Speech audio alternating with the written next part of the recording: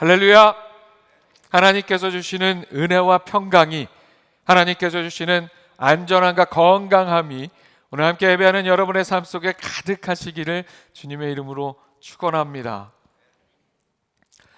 사랑하는 여러분, 세상을 살다 보면 때로 참으로 상식 바뀐 일들을 경험할 때가 있어요. 야, 이건 너무 상식 바뀐데? 하지만 항상 그런 일만 있는 건 아니죠. 그렇게 상식 바뀌라는, 상식을 벗어난다는 어떤 부정적인 의미가 아니라 상식을 훌쩍 뛰어넘는 긍정적인 의미로 상식 이상의 가치를 보여주는 어떤 일들을 만날 때도 우리의 삶 속에 많이 있습니다. 그렇게 그야말로 상식을 훌쩍 뛰어넘는 상식 이상의 어떤 일을 만날 때면 그런 일들이 주는 감동과 어떤 깨달음이 있습니다. 여러분의 삶 속에 그런 일들 경험하신 적 있으십니까? 장애인 자립사역으로 잘 알려진 한 목사님이 SNS에 남긴 글이 있습니다. 이 목사님께서 아픈 아이의 치료를 위해서 새로운 병원을 찾으셨는데 병원 인근에 있는 작은 식당을 눈여겨보게 된 거예요. 그런데 병원을 갈 때마다 보는데 항상 볼 때마다 손님이 없었다고 합니다. 그러던 어느 날 마침 식사 때를 놓치고 병원에 와서 어디서 밥 먹을까 하는데 주변에 유명한 맛집 칼국수집이 있다고 해서 거기 가려다가 순간 생각이 났어요. 손님이 있는 걸 한 번도 본 적이 없는 그 작은 식당이 생각이 났습니다. 그래서 일부러 거기를 찾아갔다는 거예요. 역시나 손님은 이 목사님 한 명뿐이었다고 합니다. 메뉴판을 보는데 눈에 띄는 글귀가 있었습니다. 내 가족이 먹는다는 마음으로 음식을 조리합니다. 자연식 재료로 맛을 냈습니다. 식당의 음식에 대한 기대감을 갖게 하는 글귀였습니다. 목사님은 잔치국수 한 그릇을 시켰습니다. 잠시 후에 잔치국수가 나왔습니다. 김이 모락모락 나는 잔치국수 한 그릇이 딱 나왔어요. 젓가락으로 국수 가락을 딱 떠먹으려다가 흠칫합니다. 왜 흠칫했을까요? 국수에 올려진 고명이 호박이나 당근 같은 야채가 아닌 백제 쌀국수 컵라면에 들어있는 인스턴트 건더기 스프 고명이었다고 합니다. 국물을 먹어보니 국물 맛도 백제 쌀국수 스프 맛 그대로였다고 합니다. 자연식 재료로 맛을 낸다고 하셨는데 목사님은 적잖이 당황이 되었습니다. 자, 여러분, 이 이야기를 여기까지 듣고 나서 이후에 어떤 내용의 글이 이어질 것이라고 예상을 하십니까?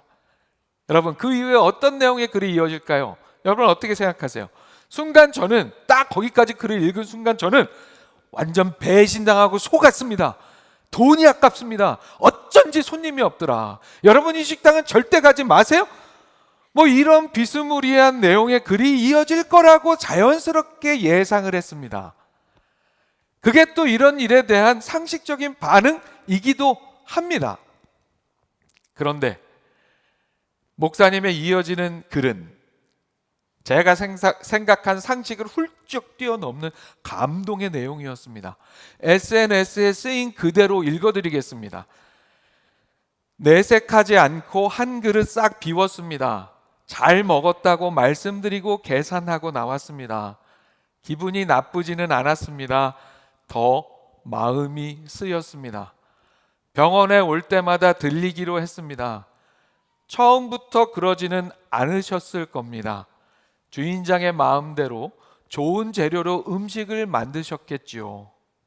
그만큼 경기가 좋지 못합니다. 가서 한 그릇이라도 더 팔아 드리려고 합니다. 개업 당시에 처음 만드셨던 잔치국수를 맛볼 날이 오면 좋겠습니다. 속았다는 생각으로 상식적으로 화가 났을 것이라고 제가 생각했던 그 순간 이 목사님의 반응은 상식을 훌쩍 뛰어넘는 감동의 마음이었습니다. 반성했어요. 반성하면서 저도 이런 마음을 가진 사람이 되어야 되겠다, 그런 생각을 하게 되었습니다. 사랑하는 여러분, 그런데 그거 아세요? 우리 함께 예배하는 우리 모두는 다 이런 감동적인 사랑을, 우리 인간의 상식을 훌쩍 뛰어넘는 감동적인 사랑을 받고 있는 존재라는 사실, 여러분 알고 계십니까? 우리 인간의 상식을 훌쩍 뛰어넘는 하나님 아버지의 사랑을 받고 있는 존재들입니다. 그 사랑을 확증하는 증거가 바로 예수 그리스도의 십자가의 사건입니다. 로마서 5장 8절에서 이렇게 말씀합니다. 우리가 아직 죄인 되었을 때에 그리스도께서 우리를 위하여 죽으심으로 하나님께서 우리에 대한 자기의 사랑을 확증하셨느니라. 아멘. 우리가 아직 죄인 되었을 때라고 한다면 우리는 죽어 마땅하거나 그 죄에 대한 마땅한 처벌을 받는 것이 그게 상식일진데, 하나님께서는 독생자 예수 그리스도를, 우리가 아직 죄인 되었을 때에 독생자 예수 그리스도를 우리를 대신하여 십자가에서 죽게 하심으로 그 상식을 훌쩍 뛰어넘어 우리에 대한 하나님 당신의 사랑을 확증하셨습니다. 그 사랑의 확증의 역사를 향해 본격적인 발걸음을 내디디신 예수님의 오늘 본문의 행적 또한 그 자체가 상식을 훌쩍 뛰어넘으시는 모습이었습니다. 오늘은 우리 권사님 기도해 주신 것처럼 종려주일입니다. 예수 그리스도의 그 사랑의 사명, 우리의 상식, 인간의 상식을 훌쩍 뛰어넘으시는 그 감동의 사랑을 위해 본격적인 십자가의 길로, 십자가가 기다리고 있는 예루살렘으로 입성하신 날을 기념하는 종려주일입니다. 오늘 종려주일을 맞아서 예루살렘에 입성하신 예수님의 십자가를 향한 그 길을 다시 한번 묵상하며 그 사랑과 은혜 안에 온전히 거하는 우리가 되기를 소망합니다. 그래서 우리 또한 부정적 의미에서의 상식 밖의 삶을 사는 게 아니라 상식을 훌쩍 뛰어넘는 일들을 실천하는 신앙의 삶이 될 수 있기를 축복합니다. 화면 보시고 함께 읽어보겠습니다. 시작. 예수님의 나귀 타심은 세상 권세를 향한 도전의 의미가 담겨 있습니다. 사랑하는 여러분, 예수님께서 예루살렘에 입성하시면서 나귀를 타셨습니다. 이렇게 예수님께서 나귀를 타신 일은 단순한 이동수단의 선택을 한 것이 아니었습니다. 그것은 세상의 헛된 권세를 향한 위대한 도전이었습니다. 오늘 함께 읽은 요한복음의 본문은 예수님께서 이제 십자가를 향한 본격적인 발걸음을 걷기 위해서 예루살렘에 입성하시는 말씀을 담고 있습니다. 이날을 종려주일로 기념하는 이유는 오늘 우리가 읽은 본문을 통해 알 수 있죠. 말씀에 이렇게 얘기합니다. 그 이튿날에는 명절에 온 큰 무리가 예수께서 예루살렘으로 오신다는 것을 듣고 종려나무 가지를 가지고 맞으러 나가 외치되 호산나 찬송하리로다, 주의 이름으로 오시는 이 곧 이스라엘의 왕이시여 하더라. 종려나무는 우리나라 라면을 제조할 때 많이 사용하는 팜유, 이 팜유를 짜는 팜나무입니다. 종려나무 가지는 고대 유대인들에게 승리와 구원의 상징으로 여겨졌습니다. 말씀에 기록되어 있는 당시 큰 무리의 사람들은 예수님이 예루살렘에 입성하신다는 소식을 듣고 종려나무 가지를 가지고 맞으러 나왔습니다. 그들은 예수님을 환영하며 마치 전쟁에서 개선하는 왕인 것처럼 예수님을 맞이합니다. 이 큰 무리의 사람들 중 많은 이들은 앞으로 로마를 무찌르고 위대한 다윗 왕국을 다시 세울 왕으로서의 예수님을 맞이하고 싶어서 그렇게 종려나무 가지를 가지고 호산나를 외치며 예수님의 예루살렘 입성을 환영하면서 예수님께서 이스라엘의 왕 되심을 선포했습니다. 그렇게 큰 무리가 예수님의 예루살렘 입성을 환영할 때 예수님은 나귀를 타고 계셨습니다. 사사시대 때에도 그랬고 다윗의 시대 다윗의 왕위를 잇는 솔로몬의 시대에도 그랬고, 고대 이스라엘에서 나귀를 탄다는 것은 지위와 통치자의 위치를 나타내는 상징이었습니다. 오늘 본문은 이렇게 말씀합니다. 예수는 한 어린 나귀를 보고 타시니 이는 기록된 바 시온 따라 두려워하지 말라 보라 너희 왕이 나귀 새끼를 타고 오신다 함과 같더라. 그렇게 예수님의 예루살렘 입성은 모든 것이 왕의 즉위식처럼 보였습니다. 왕의 즉위식. 예수님께서 타신 나귀는 아직 아무도 타보지 않은 안장도 얹혀져 있지 않았던 새끼 나귀 새끼였습니다. 그런 나귀를 타고 이스라엘의 새 왕으로, 예루살렘의 새 왕으로 오시는 모습이었어요. 이 장면은 흡사 로마 황제가 그가 정복한 도시에 입성하는 장면과 똑같지는 않았지만 비슷했습니다. 비슷했어요. 예수님은 예루살렘에 입성하시면서 그냥 다른 사람들 틈에 이렇게 끼어가지고 평범하게 조용히 그냥 그렇게 일반적인 모습으로 예루살렘 성에 들어오실 수도 있었습니다. 그런데 왜 예수님께서는 굳이 이렇게 왕의 즉위식처럼 보이는 상황으로 예루살렘에 입성을 하셨을까요? 왜 그러셨을까요? 그 중요한 이유는 바로 예수님께서 이 세상의 헛된 권세를 향하여 도전하시기 위함이었습니다. 당시에는 로마가 정복한 로마 황제의 도시가 되어 있는 예루살렘이었습니다. 이곳에 새로운 왕으로 예수님이 즉위했음을 이스라엘의 방법으로, 이스라엘 사람들이 이스라엘의 방법으로, 그러나 노골적으로 드러내고 있는 상황이 되었습니다.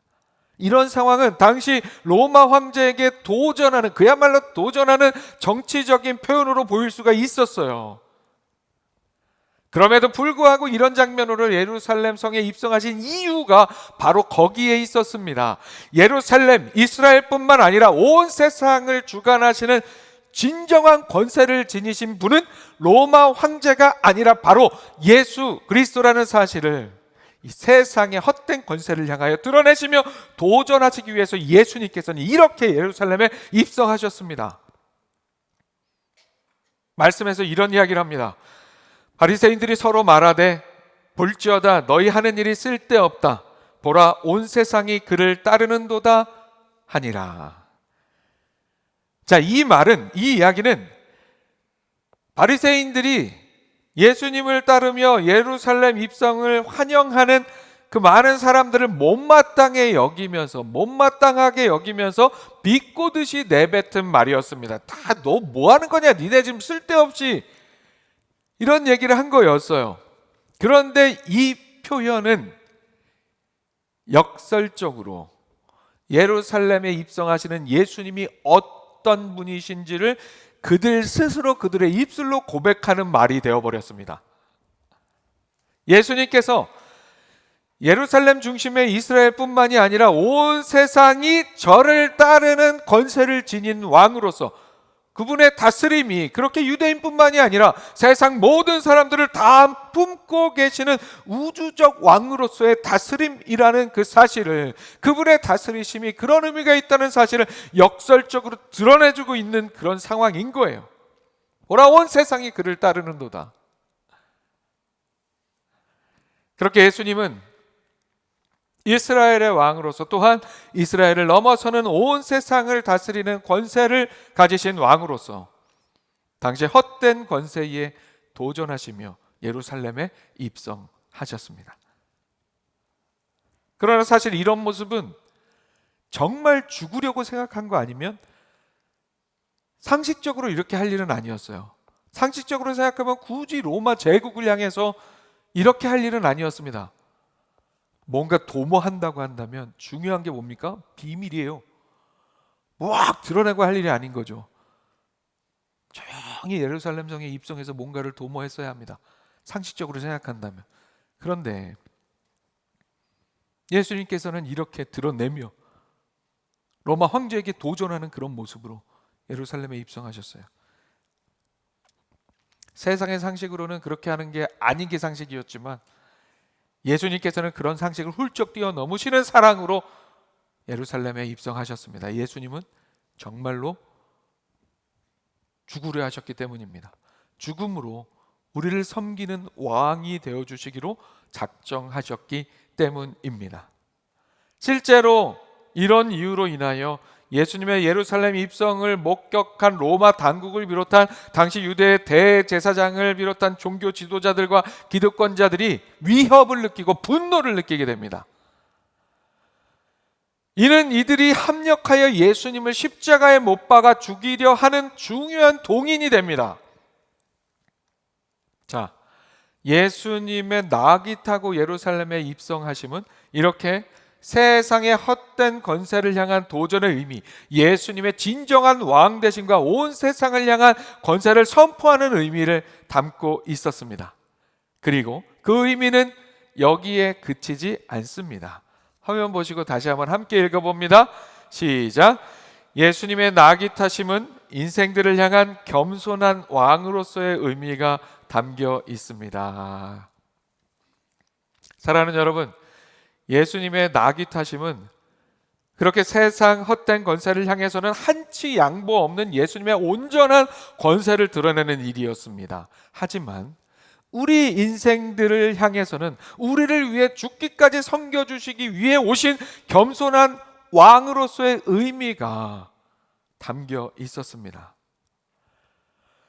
로마의 황제는 정복한 도시에 백마를 타고 입성했습니다. 군사력과 위엄, 권력을 과시하며 사람들 위에 군림하기 위함이었습니다. 그러나 예수님께서는 나귀를 타셨습니다.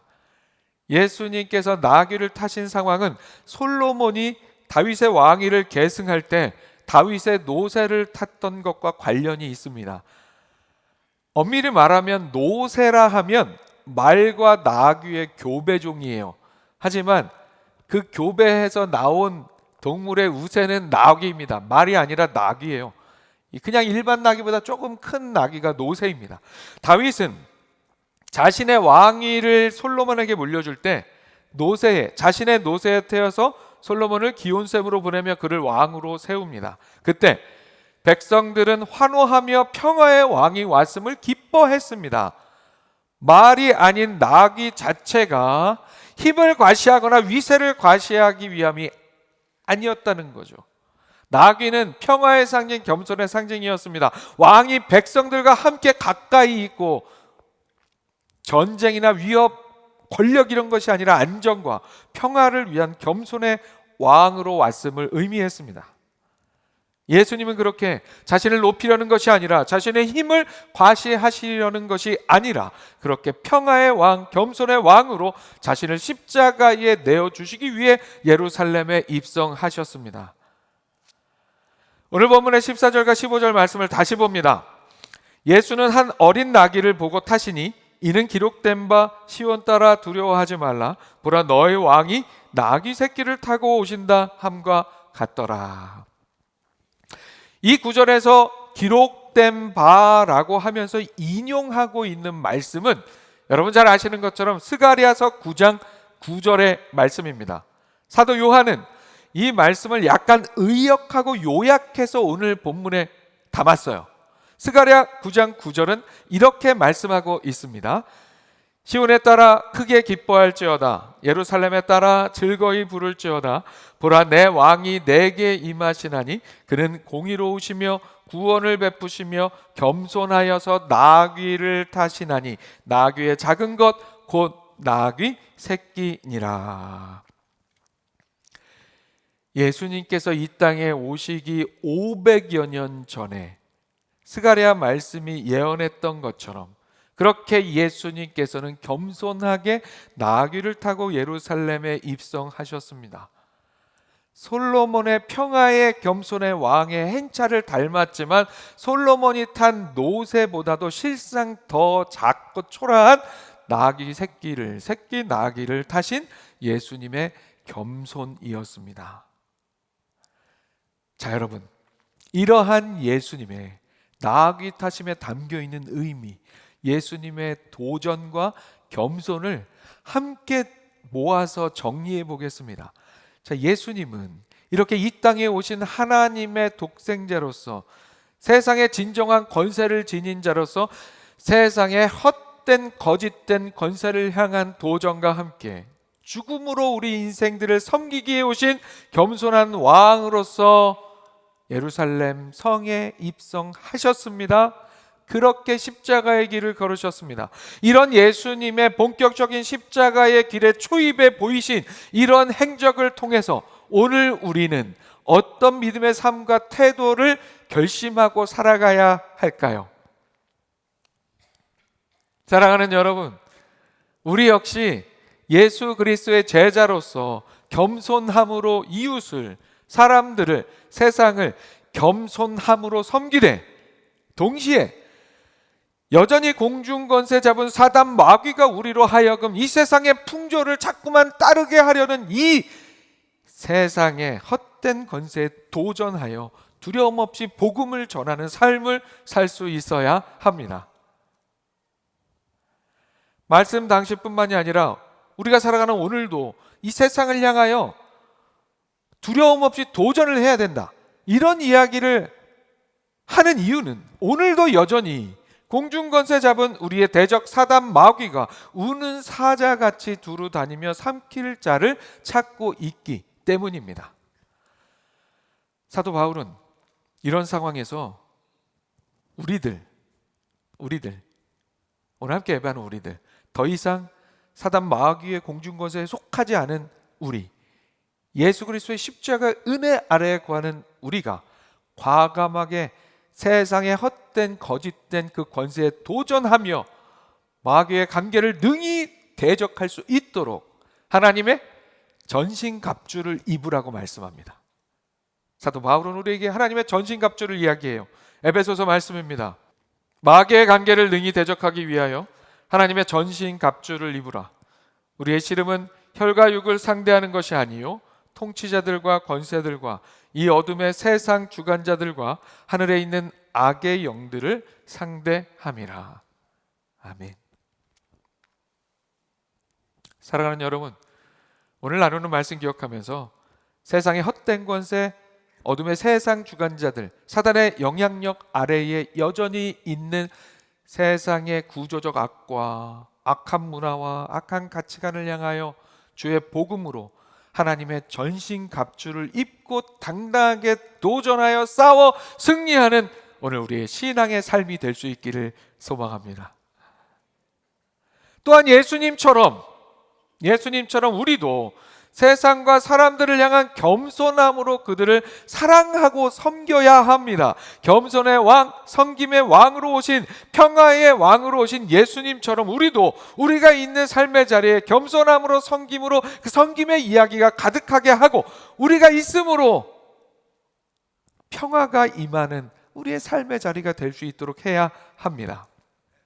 진정한 리더, 진정한 영향력 있는 리더가 되려면 예수님처럼 낮아져야 합니다. 내 생각, 내 기준, 내 자존심 내세워 높아지려고 하는 게 아니라 낮아져야 합니다. 여러분, 만유인력의 법칙이 뭔지 다 아시죠? 지구의 중심이 다 잡아당기는 거예요. 잡아당겨요. 이게 바로 만유인력의 법칙이에요. 그런데 이 만유인력의 법칙은 물리적인 이 현실의 원리 속에서만 적용되는 게 아니에요. 우리의 영적 삶의 자리에서도 마찬가지로 적용이 됩니다. 누군가 스스로 높아지려고 하면, 우리 중에 누군가가 나는 높아질 거야, 나는 높아 하면서 스스로 높아지려고 하면 스스로 높아질 수가 없어요. 여러분, 한번 높아져 볼까요? 지금 할 수는 없으니까 한번 펄짝 뛰어보면 몇 초나 높이가 있을 수 있으세요? 혼자 힘으로. 안 된다니까요. 누군가 나 스스로 높아지려면 주변에서 누가 이렇게 높여줘야 돼요. 주변에서 이렇게 높여줘야 합니다. 받쳐줘야 해요. 억지로 막 받쳐줘야 누군가가 높아질 수 있는 거예요. 만유인력의 법칙을 거슬러 높이고 있으려면 힘들어요. 지쳐요. 주변 사람들이 다 나가 떨어집니다. 비행기가 뜨려면 그만큼 반대급부의 물리적 힘이 가해져야 무거운 비행기를 잡아당기는 만유인력의 법칙에서 벗어날 수 있는 반대급부의 힘이 있어야 비행기가 하늘을 날 수 있는 것과 마찬가지입니다. 그래서 엄청난 엔진에 힘이 필요하잖아요. 그러나 겸손함으로 낮아지는 삶은 그 자리가 중심이 됩니다. 자연스럽게. 그래서 사람들이 힘들이지 않아도 그야말로 자연스럽게 그곳으로 모여들게 됩니다. 가장 낮은 자리가 중심이 됩니다. 온 세상을 다스리는 권세를 가지고 계시는 왕이심에도 불구하고 그것도 나귀 새끼를 타고, 새끼 나귀를 타고 예루살렘 성에 입성하신 예수님의 그 겸손함, 우리를 위해 죽기까지 섬기기 위해서 이 땅에 오신 본체 창조주 하나님이신 예수님의 그 겸손함을 본받아 낮아지는 겸손의 삶을 이루는 우리가 될 수 있기를 축복합니다. 마지막으로 화면 보시고 한 번 더 읽겠습니다. 시작. 신앙은 기적으로 이루는 게 아닙니다. 마지막으로 오늘 본문에서 우리가 한 가지 더 깨달아야 할 메시지가 있어요. 그것은 바로 우리의 신앙은 기적으로 이루는 게 아니라는 교훈입니다. 예수님께서 예루살렘에 입성하실 때 수많은 사람들이 종려나무 가지를 흔들며 호산나를 외쳤어요. 그분을 그렇게 환영했습니다. 그런데 오늘 본문 말씀에 의하면 그 무리의 상당수는 예수님께서 나사로를 죽은 자 가운데서 살리신 기적을 보고 난 후에 예수님을 따르게 된 사람들, 그 소식을 듣고 예수님을 환영하는 사람들이었습니다. 말씀에서 이렇게 얘기합니다.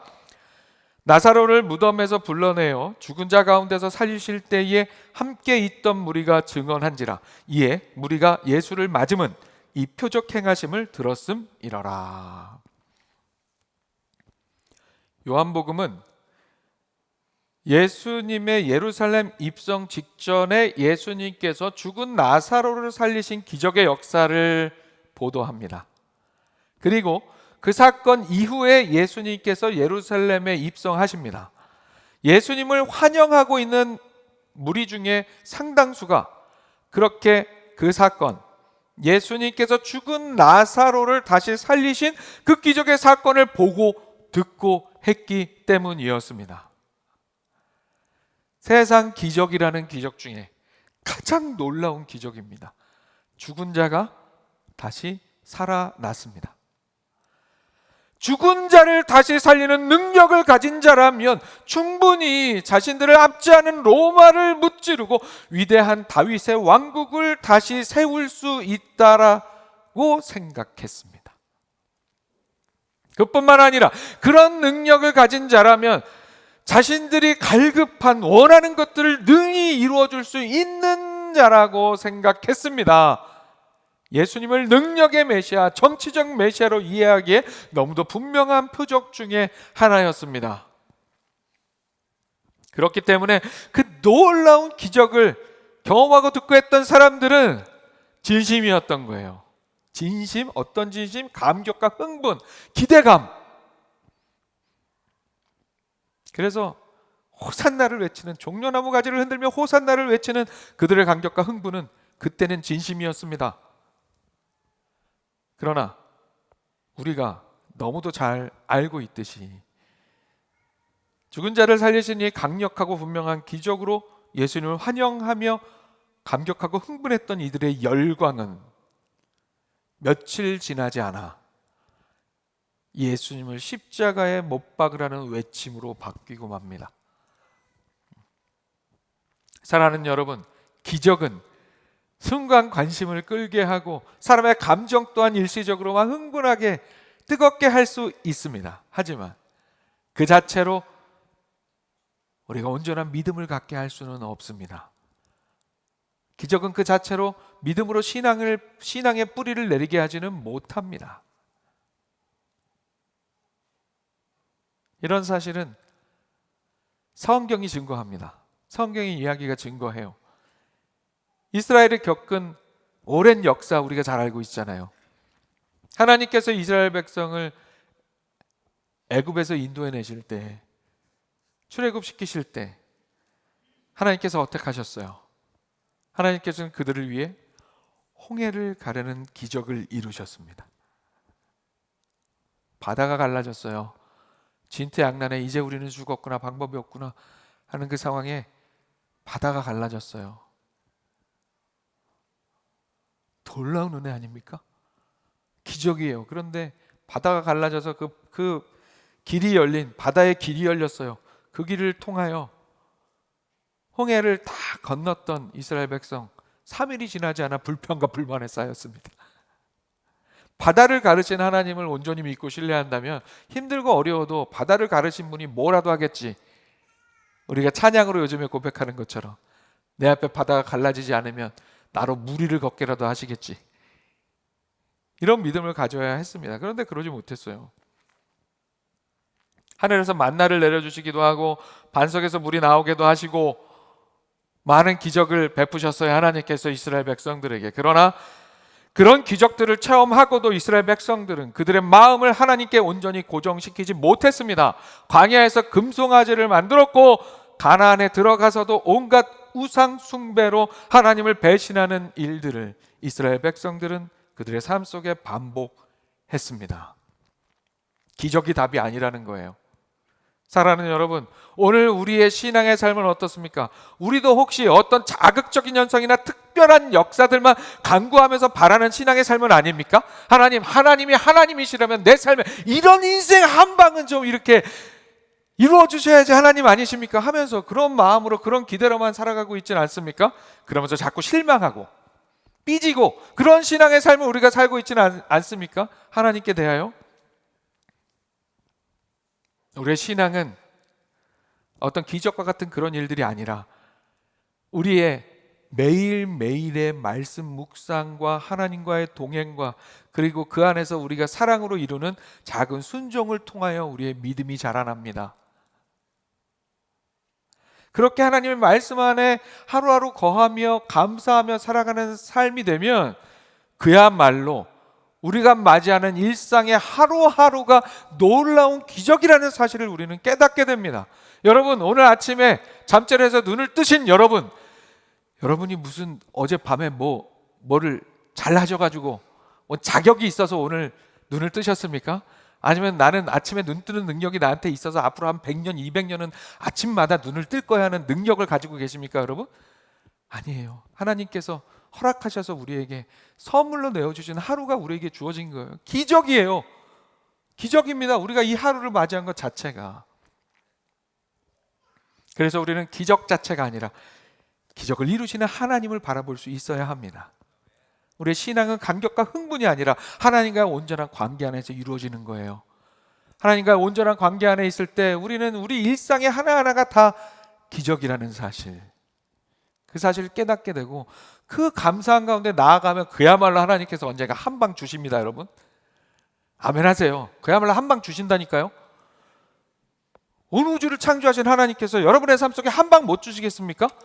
순서가 바뀌면 안 된다는 거예요. 순서가 바뀌면 안 된다는 겁니다. 그렇게 그저 그냥 눈앞에 보이는 기적 쫓아다니는 우리의 삶이 아니라 매일매일의 삶 속에서 말씀으로 하나님을 만나며 하나님과의 온전한 관계 안에서 진정한 믿음의 뿌리를 튼튼하게 내리고 살아가는 우리가 될 수 있기를 소망합니다.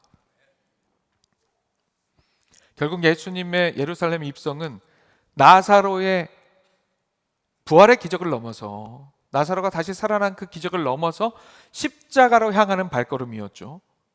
그 기적을 넘어서 십자가로 향하는 발걸음이었어요. 우리가 주목해야 하는 진정한 기적은 이 이야기 속에서, 예수님의 발걸음 속에서 우리가 주목해야 하는 진정한 기적은 죽은 자를 다시 살리신 이 사건, 나사로가 다시 살아난 그 사건이 아닙니다. 우리가 주목해야 할 진정한 기적은 죄인을 위해 자신의 생명을 내어주시는 창조주 하나님의 사랑, 그게 기적입니다. 세상의 상식은 예수님이 십자가에서 자신의 능력으로 자신 스스로를 구원하는 기적을 보여주는 것, 예수님이 진짜 이스라엘의 왕이라면, 진짜 메시아라면 그 십자가에서 당신이 스스로 당신을 구원해 보시오. 성전을 사흘 만에 다시 다 무너뜨리고 짓는다고 한 그 능력으로 내려와 보시오. 세상의 상식은 기적이에요. 기적을 보여야 네가 메시아인 걸 인정하겠다라는 그게 세상의 상식이에요? 그렇게 세상 사람들은 십자가에 못 박힌 예수님을 향해서도 조롱했습니다. 하지만 예수님께서는 그렇게 하실 수 없어서 그렇게 안 하셨습니까? 예수님께서는 그 세상의 상식을 훌쩍 뛰어넘어 우리 인생들을 위하여 십자가의 죽음을 감당하는 일로 우리를 구원하시는 진정한 기적, 창조주 하나님께서 피조물인 인간을 대신하여 죽으시는 기적 중의 기적인 십자가의 사랑의 역사를 이루셨습니다. 바로 여러분 한 분 한 분을 위하여 그 기적의 역사를 이루셨습니다. 사랑하는 여러분, 그 사실을 깨닫고 그 기적의 사랑, 기적과 같은 사랑, 우리 인간의 상식을 훌쩍 뛰어넘는 하나님의 예수 그리스도의 그 기적과 같은 기적 자체인 사랑 안에 거하면서 우리도 십자가의 길을 따르는 헌신의 삶을 살 수 있기를 바랍니다. 무언가 기적과 같은 어떤 특별한 일들, 자극적인 일들만 구하는 것이 아니라 하나님과의 일상의 동행 속에서 일상의 기적들을 깨닫고 감사하며 그 은혜 가운데 하루하루 더욱더 자라나는 온전한 믿음을 소유하는 우리 모두가 될 수 있기를 축복합니다. 말씀 마칩니다.